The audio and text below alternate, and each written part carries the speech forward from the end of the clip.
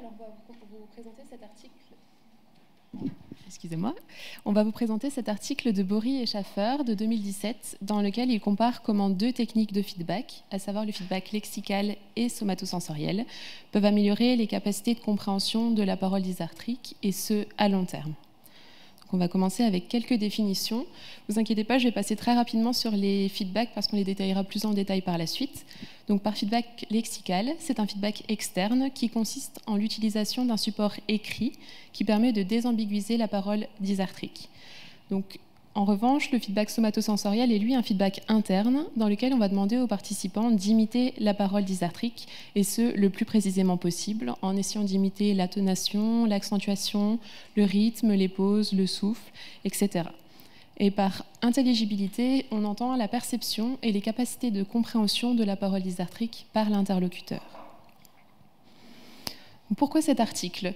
Parce qu'en rééducation, on est souvent centré sur le patient, or on pourrait également agir auprès de l'entourage pour améliorer la qualité de vie à la fois du patient, mais également de ses proches.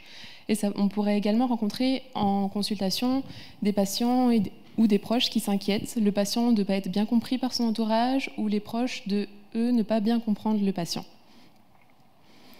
En ce qui concerne les recherches précédentes, les mêmes auteurs, donc Bory et Schaffer, ont déjà pu observer des effets positifs immédiats des entraînements avec feedback lexical et également somatosensoriel sur la perception de la parole dysarthrique. Ils se demandent dès lors ce qu'il en est des effets à plus long terme. Donc les auteurs cherchent donc à observer si cette amélioration des capacités de compréhension de la parole dysarthrique développée par le proche après l'entraînement se maintiennent à plus long terme. Donc il s'agit bien d'un entraînement du proche du patient dysarthrique et non pas du patient dysarthrique lui-même. Donc les auteurs ont posé deux hypothèses. La première, c'est qu'ils s'attendent à avoir une amélioration immédiate qui serait comparable entre les deux conditions de feedback. Et ça reproduirait les résultats qui ont déjà été observés précédemment. Et l'hypothèse principale, c'est qu'à plus long terme, ils observeraient le maintien de l'amélioration uniquement pour la condition de feedback somatosensoriel. Cette question est importante parce que modifier la parole dysarthrique en rééducation, c'est très long. Or, une action sur l'entourage, ça pourrait être plus rapide. Et ça permet également d'aborder autrement la rééducation des patients dysarthriques en intégrant l'entourage des patients, ce qui permet de maintenir un lien entre le patient et son entourage et peut donc influencer la motivation. Or, on sait que la motivation, c'est une clé de la rééducation. Un petit peu de méthodologie maintenant, et on va commencer avec les participants. Donc, ce sont 60 jeunes adultes en bonne santé qui n'ont jamais été confrontés à des personnes dysarthriques. Et le matériel, donc, ce sont des enregistrements audio de phrases qui proviennent d'un patient présentant une dysarthrie ataxique modérée, donc avec une atteinte cérébelleuse. Il y a deux sets, un set d'entraînement, donc qui sera constitué de phrases sémantiquement plausibles, donc dans lesquelles les participants peuvent utiliser le contexte de la phrase pour deviner des mots qui n'auraient pas été bien compris. Et le set de testing, en revanche, sera composé de phrases sémantiquement incorrectes, donc dans lesquelles on ne pourra pas utiliser le contexte. Les auteurs ont donc créé 3 groupes. Un groupe qui recevra un feedback somatosensoriel, donc c'est-à-dire que quand, par exemple, ils entendront une phrase comme celle-ci. Oui, il m'arrive de tomber, mais ça prévient pas quand je fais une chute. Ils devront répéter la phrase le plus fidèlement possible, donc imiter l'intonation, les respirations, etc. Un autre groupe recevra donc un feedback lexical, c'est-à-dire qu'ils entendront les mêmes enregistrements, mais avec en parallèle la phrase à l'écrit. Et ensuite, un dernier groupe, le groupe contrôle, qui lui ne recevra pas d'entraînement. Les participants ont été répartis au hasard dans ces 3 groupes. Donc l'expérience se déroule en 5 phases. Donc tout d'abord une phase de pré-test, puis une phase d'entraînement qui est spécifique à chaque condition, et enfin 3 post-tests, un post-test immédiatement après l'entraînement, une semaine après et un mois après l'entraînement. Lors des phases de test, on demande aux patients d'écouter de courtes phrases qui sont composées de vrais mots mais dépourvues de sens, et ensuite ils doivent retranscrire ce qu'ils ont entendu. L'entraînement était donné donc au groupe recevant un feedback lexical et un feedback somatosensoriel. Ils devaient également écouter donc des phrases, mais cette fois elles étaient porteuses de sens afin qu'ils puissent s'aider du contexte pour les comprendre. Là, on ne leur demandait pas de retranscrire ce qu'ils avaient entendu. Donc les auteurs ont mesuré l'intelligibilité lors des phases de testing à travers le pourcentage de mots correctement retranscrits par le participant. Ils ont mesuré ça donc dans chaque condition et pour chaque test. Alors au niveau des résultats, on ne voit pas de différence significative entre les conditions au pré-test, donc c'est ce qui est en bleu. Par contre, on peut voir qu'entre les conditions pour les autres tests, il y a des différences significatives.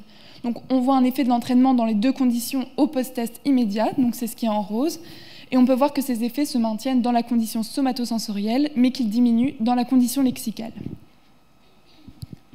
Donc ces résultats permettent bien de confirmer les hypothèses que les auteurs avaient posées. Donc il y a effectivement une amélioration des capacités de compréhension de l'interlocuteur immédiatement après l'entraînement, qui est comparable à travers les deux conditions de feedback. Mais cependant, comme il s'y attendait, il y a un gain perceptif qui est plus durable dans la condition somatosensorielle. Et ce gain perceptif qui est plus durable suggère un changement profond du système de perception de la parole. Et les auteurs supposent, d'après le modèle DIVA, qu'il y aurait la création d'une nouvelle speech sound map qui serait spécifique à la parole dysarthrique dans la condition somatosensorielle, tandis que dans la condition de feedback lexical, il y aurait simplement une discordance entre ce qui est attendu par le participant sur base du feedback lexical qu'il a reçu et ce qui est effectivement produit par le patient dysarthrique. Donc, dans cet article, certains points ont attiré notre attention. Donc, premièrement, les échantillons de parole proviennent d'un seul patient qui présente une dysarthrie ataxique. Donc, on s'est demandé si ces résultats pouvaient être généralisés à d'autres types de dysarthries ou même à toutes les dysarthries ataxiques. De plus, ici, le patient présentait une dysarthrie d'un degré de sévérité modéré. Donc, est-ce qu'on obtiendrait les mêmes résultats si on avait pris un patient avec une dysarthrie sévère, par exemple ? Et enfin, dans cette étude, on cherche à voir l'effet de la longévité des entraînements. Or, le post-test le plus éloigné des entraînements est situé à 1 mois après les entraînements. Donc, il serait intéressant de voir si les effets se maintiennent après 3 mois, après 6 mois ou même 1 an. Voilà. Donc pour conclure, on a pu voir donc que les deux techniques de feedback améliorent les capacités de compréhension de la parole dysarthrique immédiatement après l'entraînement, mais que seul le feedback somatosensoriel permet un changement perceptif à plus long terme, car il permet la création d'une nouvelle représentation de la parole qui est spécifique à la parole dysarthrique. Donc ce qu'il faut retenir, c'est donc de ne pas limiter la prise en charge au patient lui-même. On peut agir sur l'entourage en améliorant la perception de la parole dysarthrique par l'entourage et donc améliorer l'intelligibilité de la personne dysarthrique. Voilà, merci pour votre attention.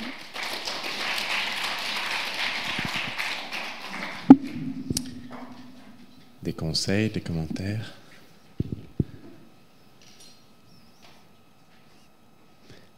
Pas pour l'instant. Moi, je me demandais...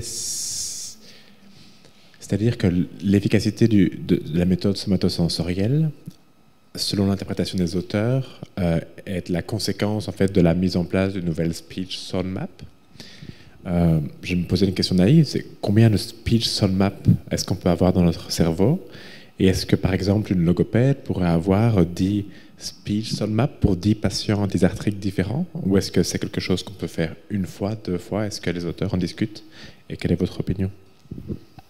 Dans l'article, ils insistent bien sur le fait que la nouvelle speech sound map qui est créée, elle ne concurrencerait pas la speech sound map initiale, qui aurait bien la création d'une nouvelle speech sound map qui serait spécifique à la parole dysarthrique. Mais effectivement, combien on peut en avoir au niveau cognitif, je ne sais pas. J'imagine qu'on aurait pour moi, on pourrait avoir une speech sound map qui serait spécifique à la parole dysarthrique, peut-être ataxique, en tant que logopède, et qu'on pourrait également en avoir une qui serait spécifique à la parole dysarthrique spastique, mais qu'au sein de chaque dysarthrie, pour moi, ce serait juste des petites modifications qui seraient propres à chaque patient, mais pas la création d'une nouvelle speech sound map qui serait spécifique à chaque nouveau patient. Parce que les caractéristiques générales sont relativement semblables. Je pense que c'est juste des légers détails qui pourraient être adaptés. C'est ça. D'autres commentaires ?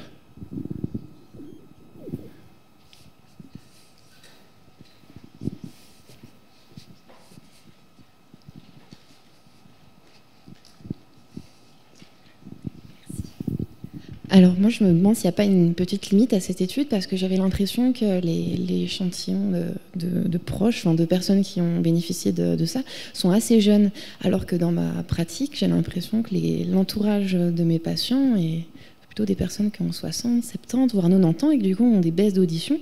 Donc je suis pas sûre de... Enfin, on pourrait peut-être pas leur proposer ça.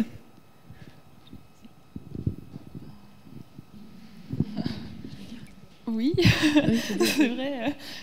Je pense qu'on peut quand même toujours essayer de voir si les patients prennent, et on peut, dans un premier temps, essayer, et si on voit que ça ne marche pas, je ne sais pas, essayer d'adapter ou trouver une manière de... Ou à leurs enfants, oui. Oui, ou à leurs enfants. C'est aussi permettre aux patients de voir qu'il n'est pas tout seul, et qu'on peut aussi, prendre en compte son entourage, et tout le monde autour de lui peut travailler avec lui, et il est entouré aussi à agir sur sa motivation. Mais parce que dans l'étude ici, ils insistaient bien sur le fait que les participants étaient sélectionnés sur base d'une bonne audition binaurale. Donc c'est vrai que c'est quelque chose qu'on pourrait adapter dans la pratique et adapter vraiment en fonction des proches qu'on va sélectionner pour travailler avec le patient. Ok. D'autres questions? Commentaires? Non? Merci beaucoup.